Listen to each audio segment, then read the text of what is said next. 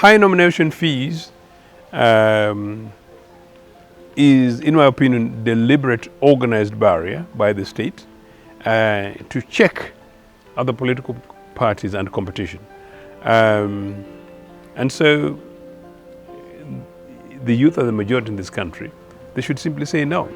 As part of campaigns, perhaps they should once in a while go into the streets and campaign for review of political party funding, which must include increased nomination fees. They can do that. But political parties themselves, other than the NRM, that has an interest in this because some of the monies they generate are monies from our pockets anyway, meaning our treasury, should join hands and make this part of a national campaign. But beyond that also, I think, I don't think it should be a matter for youth, young people, wanting to go into politics to seek to have money for nominations. I think young people should basically seek to be decent citizens, organized citizens, do what really they're able to do, join political parties of their choice, decent political parties like Uganda People's Congress that stands for their interests, that has got a track record for providing for them, and compel their political organizations to support them in terms of nominations. Obviously, some people argue that if you can't afford nomination fees, why should you participate in elective politics? That's a fair question. But I also don't know why you should be a competent young person with a grasp of issues within your political organization, a grasp of issues nationally, capacity to deliver for your party, for your community, and for this country, and then you should merely be banned through monetized appetite. I think young people should continue to organize and demand for change. I had a conversation with another young person who was a parliamentary candidate recently, and so she, beautiful lady, and she believes that one of the things that can be done is to demand that the governing political organization, whether they like it or not, cancel nomination fees. Obviously, it's not possible to cancel it, but I think it's possible for it to have it reduced. But I also think that maybe many of the political parties and organizations participating in Ugandan politics today have insufficient awareness of their own roles. I have argued mainly through the media that some people who go into politics, many people who eventually end up in parliament, 60% of them have no clue what the role of a member of parliament is, nor do they understand necessarily what their jobs are.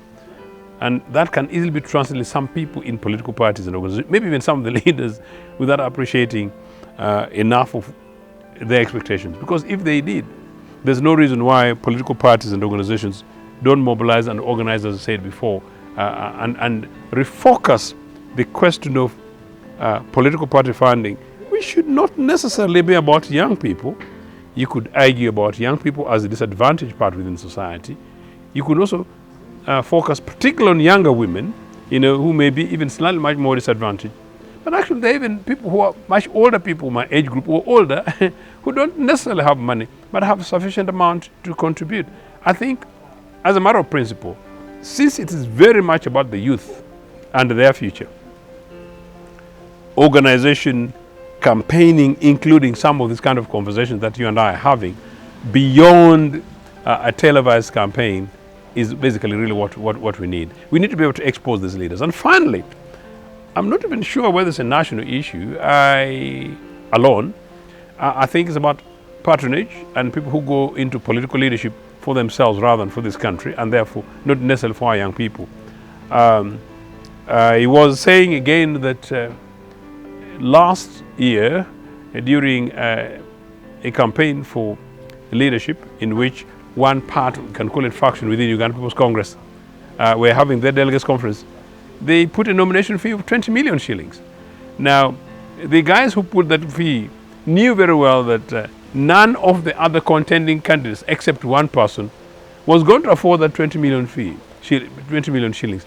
Now, 20 million shillings as a nomination fee merely to stand as a candidate for president within the new political party is outrageous. So you can see it's a national problem, but it's also within our political parties and organizations.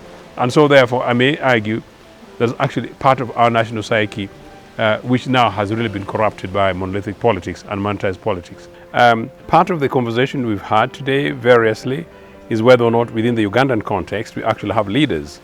We either have rulers or people who are in politics. But really, broadly, in terms of an elected leader, the responsibility or the burden they should have is one that includes capacity and ability to deliver on the programs that they committed themselves and sold to the citizens. And in return, the people gave them the mandates on the basis of the programs, in other words, called the Manifesto for Political Parties and Organizations that they represent anyway. And so that would normally be the challenge. Are they able to deliver on that? It will sort of tend to be, were they telling lies? Were their facts and figures tested, quantified? In other words, they normally say, did the figures add up? You claim, you go to the citizens and tell the whole of Busoga, for instance, we shall industrialize your sub-region in 5 years, or maybe in 10 years, but within 5 years we shall have reached point A, B, C, D. What is the cost of industrializing or reindustrializing Busoga? And what can you do within 5 years? Things like that. So it's much more about whether or not leaders are able to deliver the programs that they commit themselves to. Two, that the citizens continue to engage with them.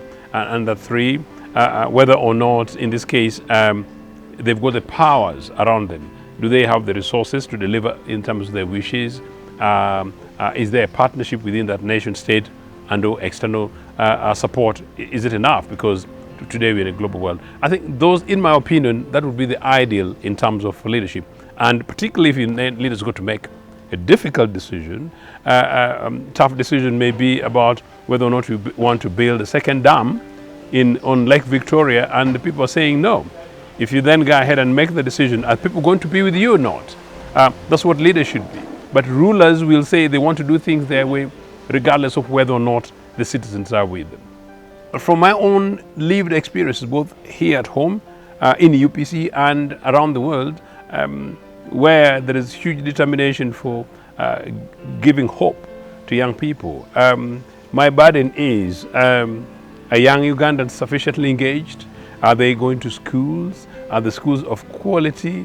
Are there sufficient teachers? Are there sufficient resources in terms of scholastic materials? Is the quality of education maintained? Are we providing sufficient health and therefore guaranteeing their security?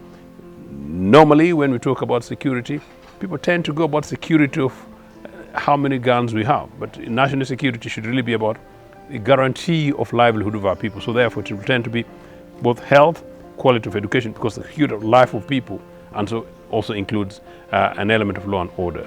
So it will be things around that. But I think within a democratic system, leaders will also have challenges with competing ideas. Do the opposition partners play responsible opposition? In other words, do we oppose on the basis of issues? Do we oppose with evidence? Do we oppose where we oppose, or do we work therefore together where there is an agreement and we coalesce together within the framework of national interest? And so therefore a leader should also have a burden to know how to lead, meaning particularly if we talk about a national leader, it's about whether or not we are governing for the people, and say if we're given the mandate, we are good winners where we win for all.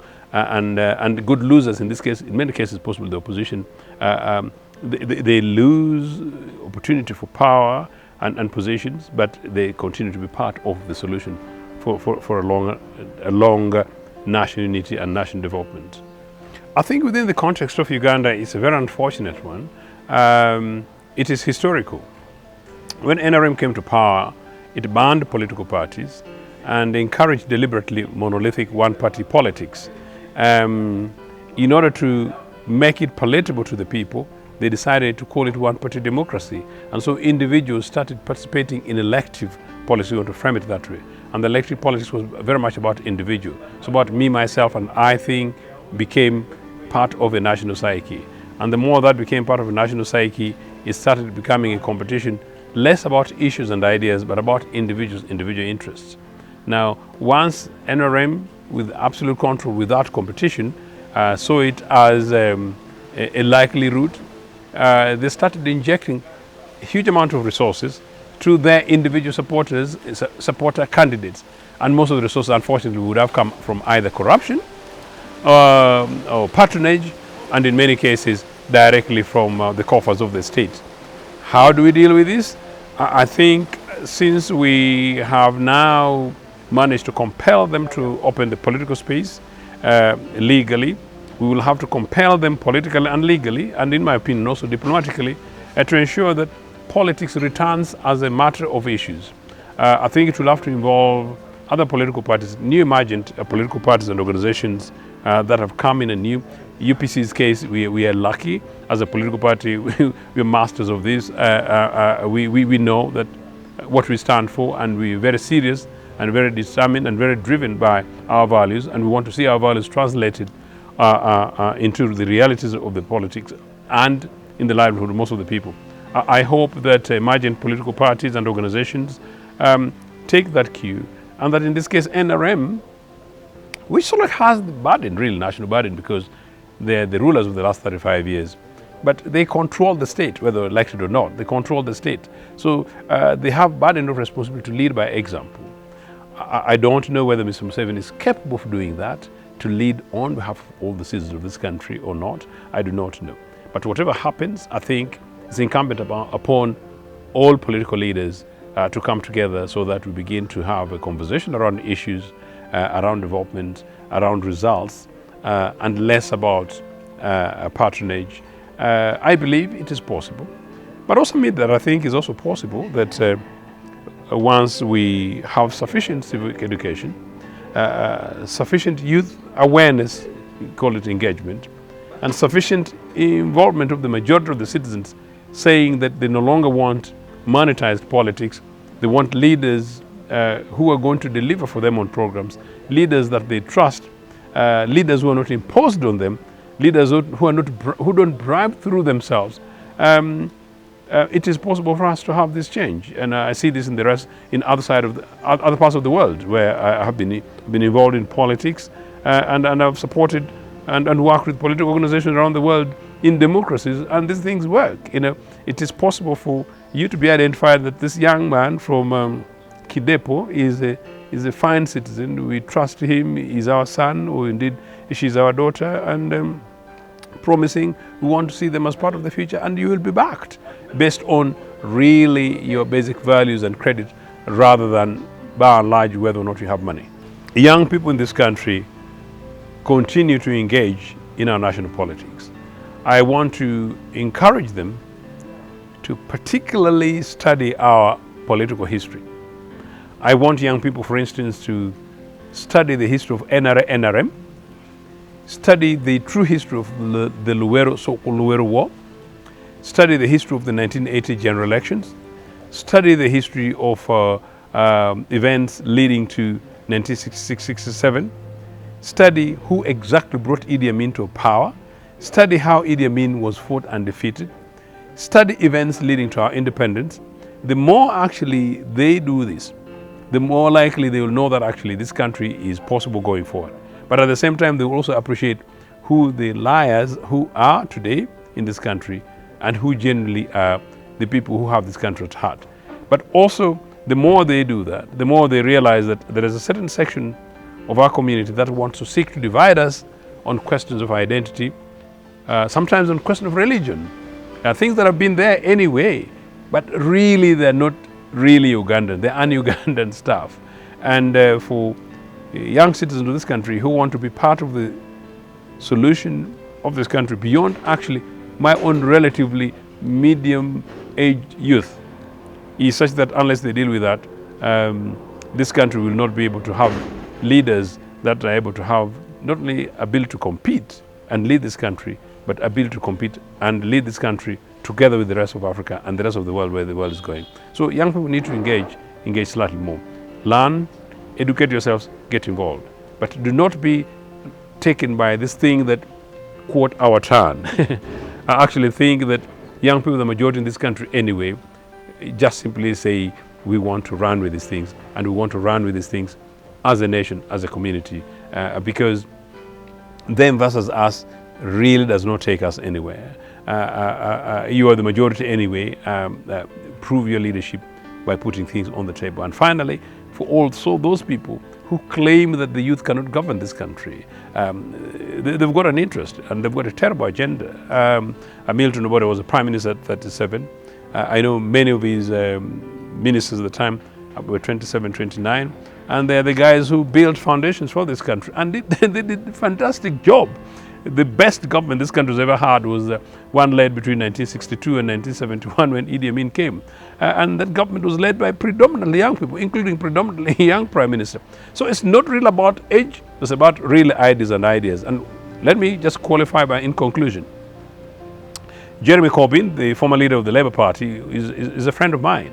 But he was substantially supported by the youth and women and minorities, meaning people who are non-Caucasian white. Fantastic guy. Why? Because he represents the values and aspirations of young people, women and minorities.